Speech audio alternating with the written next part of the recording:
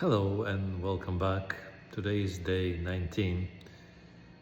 After I took shower today, I was looking closely to see what's the progress, and I can say that maybe 20% or so didn't actually shoot yet. So this is why if you take a closer look, you can see that some of them have shoot out, some of them did not. So hopefully when the time comes, all of them, they will grow. 3000 grafts doesn't really mean 3000 hairs.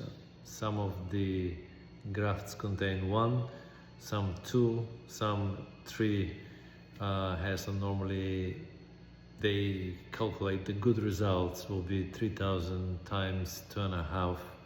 So with 3000 grafts you actually cover 7,500 hairs. So hopefully those 7,500 will come at some point sooner rather than later.